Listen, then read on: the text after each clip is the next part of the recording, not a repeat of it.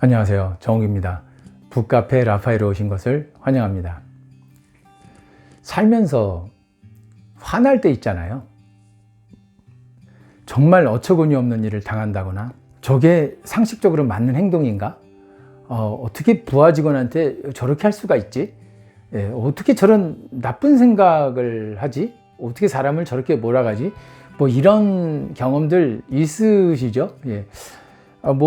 다들 그러시겠지만 저도 꽤나 많이 그런 일을 겪었던 것 같아요. 그 당시를 돌이켜보면 도저히 참을 수 없는, 그냥 묵과할 수 없는 그런 일들 꽤나 많았습니다. 그때 저한테 그 괴로움을, 분노를 주신 분들 지금 좀 반성하셨나 모르겠는데요. 그것과 관계없이 제가 용서해야 하나요? 참 쉽지 않아요. 무슨 용서를 해야지 내 스스로 치유가 된다, 행복을 찾을 수 있다, 이런 관련된 책이나 수필 여러 가지 그 문구들 많이 있잖아요. 그런 것을 접할 때 우리 마음에 와 닿았나요? 저는 솔직히 제 마음에 와 닿지는 않더라고요. 그런데 이 소설 커피를 쓰면서 좀 제 마음의 평화를 찾고 그 사람들, 저를 정말 화나게 했던, 저를 부당하게 대우했던 그런 사람들을 조금씩 용서할 수 있게 되는 것 같습니다. 제가 지금까지 이제 두 편의 장편 소설을 썼어요. 하나는 지금 읽어드리고 있는 이 소설 커피, 또 하나는 트로이의 목마가 아니라 트로이의 목마른 사랑이라는 소설이죠. 그건 이제 첫 번째 장편 소설이었고요. 그것도 이 북카페 라파엘을 통해서 읽어드릴까 지금 고민 중입니다. 아직 결정은 못했습니다. 왜 그러냐고요? 구독, 좋아요가 영 시원치 않아 가지고요. 구독, 좋아요를 좀 많이 해주시면 제가 좀 힘을 내볼까 합니다. 그런데 제가 소설을 두 권 써서가 아니고요. 정말 소설 많이 쓰신 작가 선생님들 존경합니다. 쉽지 않더라고요.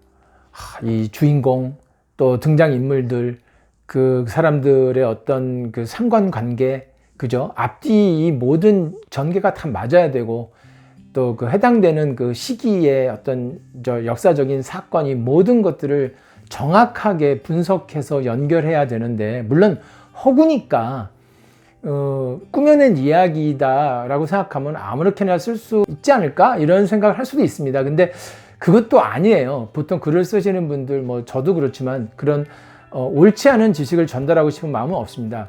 제가 원치 않는데 제가 잘못 알고 틀릴 수는 있어요. 하지만 억지로 그 틀린 내용을 전달하거나 그 옳은 내용인지 확인하지 않고 그냥 막 글을 쓰지는 않는단 말이죠. 그래서 그런 과정이 뭐랄까, 시간도 많이 필요하고 어떤 그 스스로 공부하고 이렇게 집중해야 되는 그런 아주 그 고단한 시간들의 연속입니다.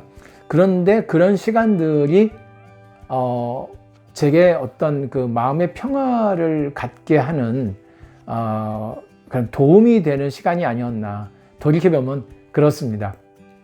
어쨌든 글 쓰시는 모든, 특히 소설 쓰시는 작가 선생님들 존경하고요. 요즘 그 소설책을 잘 안 봐요. 그 소설을 읽는 독자들이 별로 없습니다. 그럼에도 불구하고 저는 소설을 고집했는데요. 그 이유는 방금 말씀드렸듯이 소설은 쉽게 쓸 수 있는 게 아니라는 생각 때문입니다. 제가 그런 어려운 일을 해냈다고 말씀드리는 것이 아니라 위양 쓰는 거면 좀 쉽지 않은 것에 도전하고 싶었어요. 소설 커피도 좀 사서 읽으시고 북카페 라파엘도 사랑해 주시면 고맙겠습니다. 구독, 좋아요 잊지 마세요. 오늘은 270페이지부터 읽어드립니다. 이제 부제목이 아름다운 용서이고요.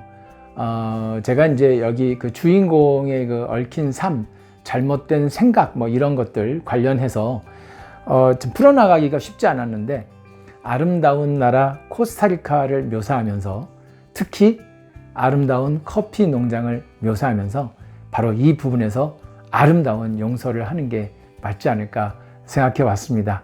자, 내용 읽겠습니다. 아름다운 용서. 백마를 탄 기사가 나타났다. 복장이 특이했고 수백 년 전 중세 유럽의 왕이나 장군처럼 보였는데 동양적인 복장이 조금 섞인 듯했다. 당연히 칼을 들고 있어야 할 모습인데 맨손이었다. 당신은 누구죠? 슐레이만 황제인가요? 그렇군. 맞아. 그럼 내가 바로 당신인데.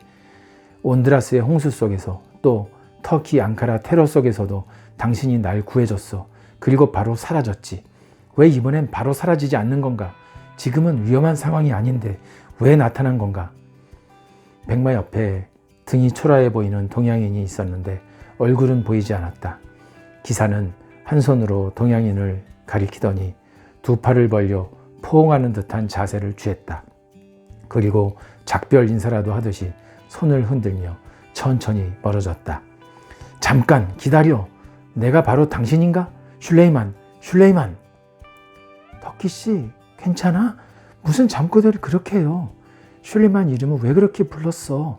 라고 말하는 진가비의 목소리에 한덕기가 눈을 떴다. 아, 그게 그 백마탄 기사, 그러니까 슐레이만 황제가 나타났어. 이게 벌써 세 번째야. 한덕기는 온드라스의 홍수 속에서 죽을 뻔했던 상황에 나타난 슐레이만, 그리고 터키 앙카라에서 폭탄이 터지기 직전에 나타난 슐레이만에 대해 진가비에게 상세히 설명했다. 그리고 조금 전 꿈에 나타난 슐레이만이 한 손으로 동양인을 가리키더니 두 팔을 벌려 포옹하는 듯한 자세를 취한 것도 설명했다. 진가비는 진지하게 듣고 나서 약간 흔들리는 눈빛으로 핸드폰을 켜 시간을 확인했다.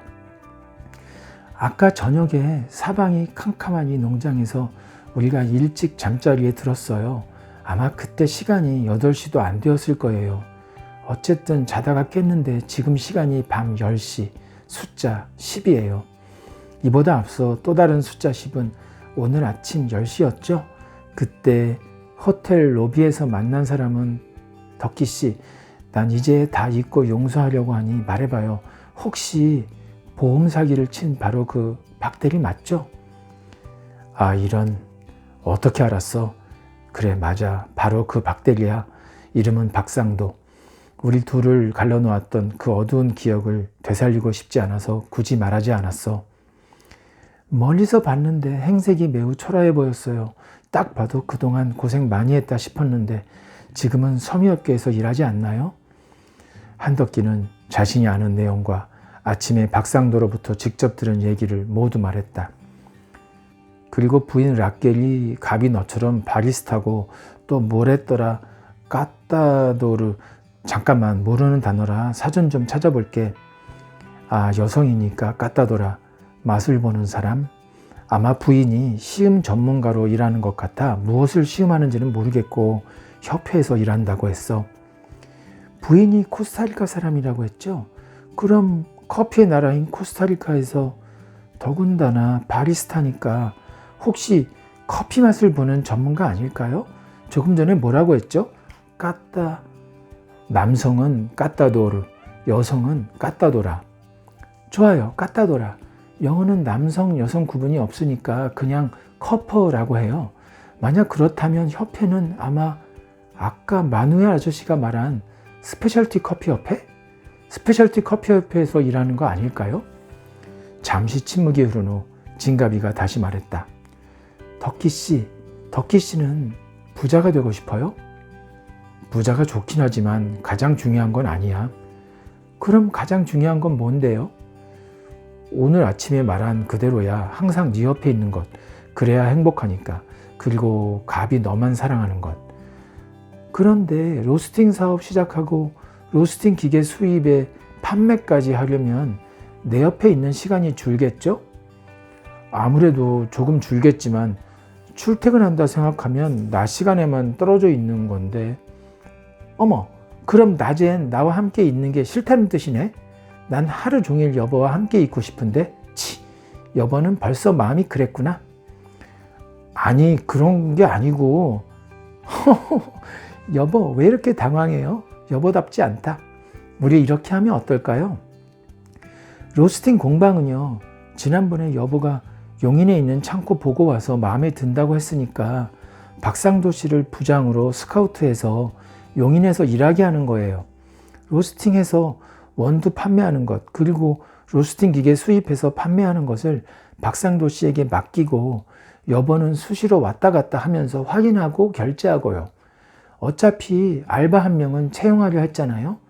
우리가 조금 덜 버는 대신 박상도 씨에게 월급으로 200만 원 정도 드리고 추후 기계 판매에 대해선 커미션을 넉넉히 적용하면 박상도 씨가 좋아하지 않을까요? 박상도 씨의 부인 라켈은 우리 카페에서 일하면 돼요. 외국인이지만 한국인과 결혼했으니까 한국에서 일하는 데는 전혀 문제 없을 거예요. 이민청에 알아보기로 하고요. 내가 카페에서 소형 로스팅 기계로 로스팅 시작하면 알바 한 명 채용할 생각이었거든요. 물론 나와 내 친구가 로스팅을 잘하는 게 중요한데 잘할 거라 가정할게요. 사실 이 부분은 동업하는 내 친구도 이미 동의했어요. 그럼 앞으로 우리가 원두를 구매하는 대신 생두를 구매하게 되고 약간의 차익이 발생하니까 카페의 이익도 조금 늘어날 거예요. 그래서 라켈에게 알바보다 훨씬 높은 수준으로 200만 원 지급하고요. 라켈이 바리스타로 일하면서 동시에 나와 내 친구에게 시음하는 것, 점수 매기는 것도 가르쳐주고 또 가끔 손님들 앞에서 시음하는 것을 직접 보여주면 관심 있는 손님들이 더 많이 와서 선순환이 될 것 같아요. 그리고 지금 우리가 사는 오피스텔에 박상도 씨와 라켈이 살 수 있도록 해주고요. 우리가 월세를 받지 않으면 두 사람은 이 부분만큼 급여를 더 받는 셈이고 또 저축도 꽤 할 수 있을 거예요. 그럼 우리는 서울의 아파트는 너무 비싸니까 우리까지 아파트값 올리는 데 동참하지 말고요. 우리는 그래 여보가 참고 알아본 용인이 좋겠어요. 로스팅 공방도 용인에 우리 집도 용인에 용인에 빌라를 구입하면 어떨까요? 요즘 그쪽의 빌라는 서울 아파트 가격의 4분의 1이면 충분히 살 거예요. 요즘 새로 짓는 빌라는 구조나 인테리어가 아파트 못지 않다고 해요. 아까 여보 꿈에 나타난 등이 초라해 보였다는 그 동양인 아마도 박상도 씨였겠죠? 여보가 그 사람을 도와주고 싶었으니까 꿈에 그렇게 나타난 거 아닐까? 여보, 우선 라켈이 정말 스페셜티 커피업에서 일하는지 그것부터 먼저 확인해 보는 게 좋겠어요. 한덕기는 핸드폰을 들었다. 박상도의 전화번호를 입력해 놓았기에 이미 SNS에 연결되어 있었다. 수도 산호세에 있는 박상도와 SNS로 대화를 시작한 후 직접 통화하며 구체적인 대화를 나누었다. 진가비의 예상은 모두 정확했다. 박상도의 부인 라켈은 바리스타였고 커피 맛을 전문적으로 보는 사람이었으며 코스타리카 스페셜티 커피협회에서 일하고 있었다.